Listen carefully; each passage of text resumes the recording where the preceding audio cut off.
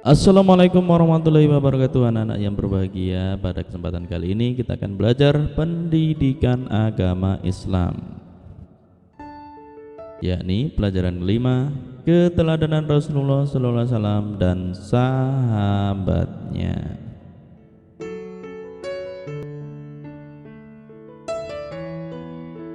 Keteladanan Rasulullah SAW dan sahabatnya, yakni keteladanan Rasulullah yang sudah kita pelajarin sebelumnya, dan sekarang yakni keteladanan sahabat Rasulullah SAW.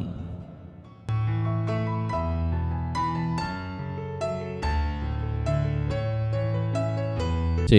Kepemimpinan sahabat Rasulullah SAW. Yang pertama yakni kepemimpinan Abu Bakar. Abu Bakar adalah khalifah pertama setelah Nabi Muhammad SAW wafat. Beliau dilahirkan pada tahun 571 Masehi. Nama lengkap beliau adalah Abdullah bin Abi Quhafah At-Taimi. Abdullah Abi Quhafah At-Taimi. Siapa? Abdullah bin Abi Quhafah At-Taimi. Gelar Abu Bakar diberikan oleh Nabi Muhammad SAW karena ia adalah paling cepat masuk Islam. Gelar As-Siddiq diberikan karena ia selalu membenarkan Nabi Muhammad SAW dalam berbagai peristiwa, terutama membenarkan peristiwa Isra dan Mi'raj.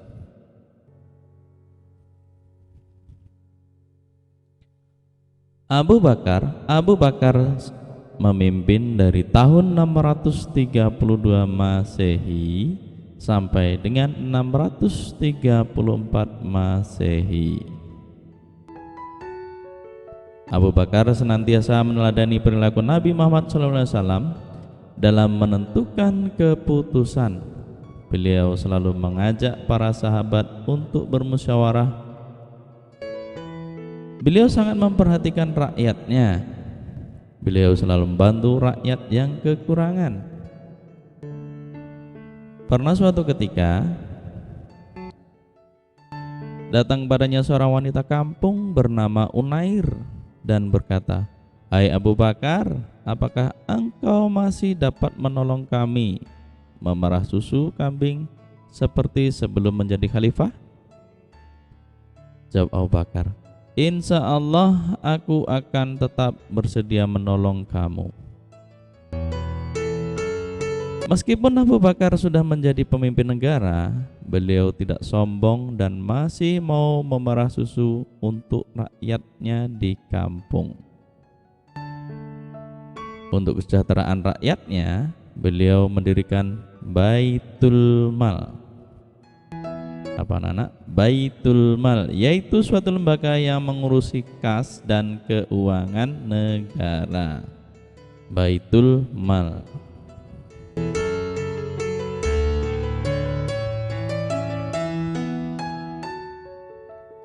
Yang kedua, kepemimpinan Umar bin Khattab. Umar bin Khattab atau Umar bin Khattab. Umar bin Khattab adalah khalifah kedua setelah Abu Bakar. Umar bin Khattab mempunyai nama lengkap Umar bin Khattab bin Abdul Uzza. Umar bin Khattab bin Abdul Uzza. Siapa? Umar bin Khattab bin Abdul Uzza. Umar bin Khattab menjadi khalifah sejak tahun 634 Masehi sampai dengan 644 Masehi. Beliau seorang pemberani, jujur, adil, tegas, bijaksana dan bertanggung jawab terhadap rakyatnya. Beliau juga seorang pemimpin yang hidup sederhana dan tidak suka bermusyawarah. Misalnya, suatu ketika Khalifah Umar bin Khattab menyuruh anaknya untuk mematikan lampu di dalam ruangan kantor atau kantor khalifah. Karena lampu itu dibiayai oleh negara, sedangkan kedatangan anaknya untuk keperluan pribadi keluarganya. Umar bin Khattab tak mau menggunakan fasilitas negara untuk kepentingan pribadi dan keluarganya, walaupun hanya sebatas cahaya lampu. Pada masa pemerintahannya, Umar bin Khattab dikenal sebagai pribadi yang sederhana dan tanggung jawab.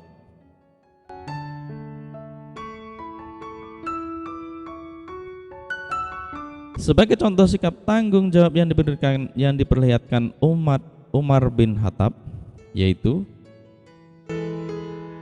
pernah suatu saat ketika berkata, ketika ia melihat kondisi jalan yang rusak, aku akan segera memperbaiki jalan itu, sebab aku takut diminta pertanggungjawaban di hadapan Allah Subhanahu wa taala. Nanti hanya karena ada seekor unta yang terjungkal. Masih banyak lagi perilaku keteladan yang dipatut kita contoh dari pribadi Khalifah Umar bin Khattab. Jasa Khalifah Umar bin Khattab yang sampai saat ini kita rasakan adalah penetapan kalender Hijriyah atau penetapan tanggal 1 Muharram sebagai tahun baru Hijriyah. Jadi tanggal 1 Muharram itu yang menetapkan pada masa Umar bin Khattab atau Umar bin Khattab. Selanjutnya yang ketiga, kepemimpinan Utsman bin Affan. Utsman bin Affan, yakni Utsman bin Affan. Khalifah Utsman bin Affan memerintah selama 12 tahun atau dari tahun 644 sampai dengan 656 Masehi. Beliau dikenal sebagai orang kaya dan dermawan. Bukti kedermawan Utsman bin Affan yaitu pada masa pemerintahan Abu Bakar, beliau pernah memberikan gandum yang diangkut dengan 1000 unta untuk membantu kaum miskin yang menderita di musim kering. Di masa pemerintahannya, Utsman bin Affan melakukan kodifikasi. Kodifikasi itu menyusun atau membukukan. Sebelumnya Al-Quran belum dibukukan. Jadi pada masa Utsman bin Affan lah melakukan kodifikasi atau menyusun atau membukukan kitab Al-Quran karena beliau khawatir akan terjadi perbedaan Al-Quran. Jadi pada masa Utsman bin Affan inilah ada kodifikasi, penyusunan atau pembukuan kitab suci Al-Quran. Beliau membentuk panitia penyusunan Al-Quran yang diketuai oleh Zaid bin Sabit dengan anggotanya Abdullah bin Zubair dan Abdurrahman bin Haris. Panitia tersebut bertugas menyalin ulang ayat-ayat Al-Quran dalam sebuah buku yang disebut mushaf. Jadi menyalin dalam bentuk buku disebut mushaf dan diperbanyak 4 buah atau 4 eksemplar. 1 buah disimpan di Madinah yang disebut mushaf al-Iman, mushaf al-Iman. Yang disebut mushaf al-Iman atau mushaf Utsmani. 4 buah lainnya dikirim ke Mekah, Suriah, Basrah, dan Kufah. Di samping itu beliau juga merenovasi Masjid Nabawi di kota Madinah dengan cara memperluas dan memperindah bentuknya.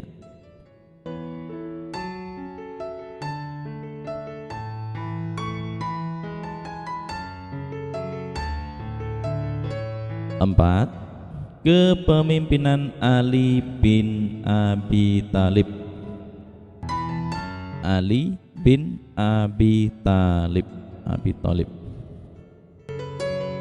Ali bin Abi Thalib adalah seorang khulafaur rasyidin yang terakhir.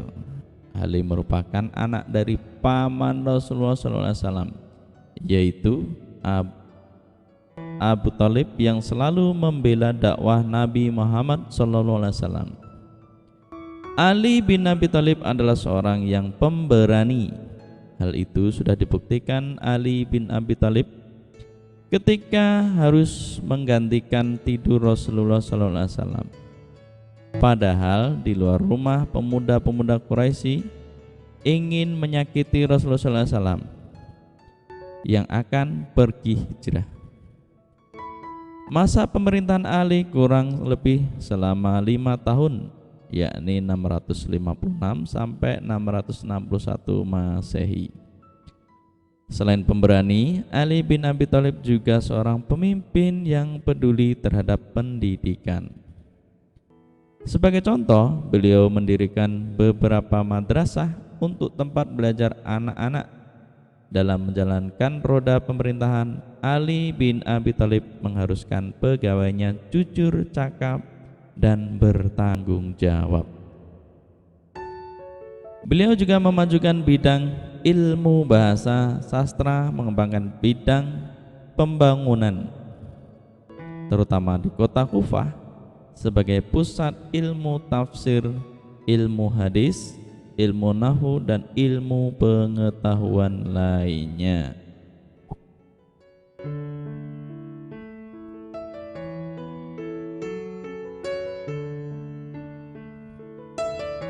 Demikianlah pelajaran kita pada hari ini. Kurang lebihnya Bapak mohon maaf pada Allah, mohon ampun. Akhir kata, assalamualaikum warahmatullahi wabarakatuh.